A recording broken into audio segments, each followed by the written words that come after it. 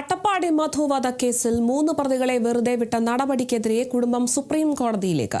സർക്കാർ നിയമസഹായം നൽകുമെന്ന് പ്രതീക്ഷയുണ്ടെന്ന് മധുവിന്റെ സഹോദരി. നിയമസഹായം തേടി മധുവിന്റെ കുടുംബം അടുത്തയാഴ്ച മുഖ്യമന്ത്രിയെ കാണും. മുഴുവൻ പ്രതികൾക്കും ശിക്ഷ ലഭിക്കുന്നതുവരെ നിയമ പോരാട്ടം തുടരുമെന്നും കുടുംബം. കേസിൽ 16 പ്രതികളായിരുന്നു ഉണ്ടായിരുന്നത്. ശിക്ഷ വർദ്ധിപ്പിക്കണമെന്ന മധുവിന്റെ കുടുംബത്തിന്റെയും സർക്കാരിന്റെയും അപ്പീലിലാണ് 12 പേർക്ക് ജീവപര്യന്തം വിധിച്ചത്. 1, 4, 11 പ്രതികളെ വെറുതെ വിട്ടിരുന്നു.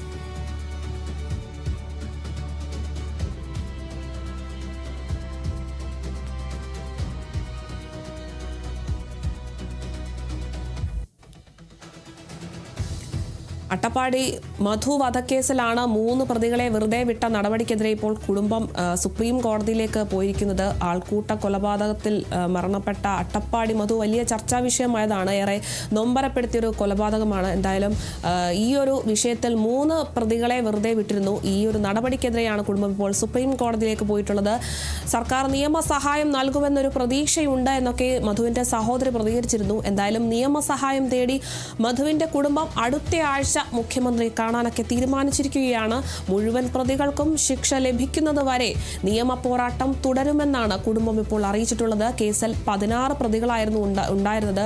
ശിക്ഷ വർദ്ധിപ്പിക്കണമെന്നൊരു ആവശ്യവും കുടുംബം മുന്നോട്ട് വെച്ചിട്ടുണ്ടായിരുന്നു. ഇത്തരത്തിൽ കുടുംബത്തിന്റെയും സർക്കാരിന്റെയും അപ്പീലിലാണ് 12 പേർക്ക് ജീവപര്യന്തം വിധിച്ചത്. അതിൽ 1, 4, 11 പ്രതികളെ വെറുതെ വിടുന്നൊരു സാഹചര്യം ഉണ്ടായിരുന്നു. ഇത്തരത്തിൽ 3 പ്രതികളെ വെറുതെ വിട്ട നടപടിക്കെതിരെയാണ് കുടുംബം ഇപ്പോൾ സുപ്രീം കോടതിയിലേക്ക് പോകാൻ തീരുമാനിക്കുന്നത്.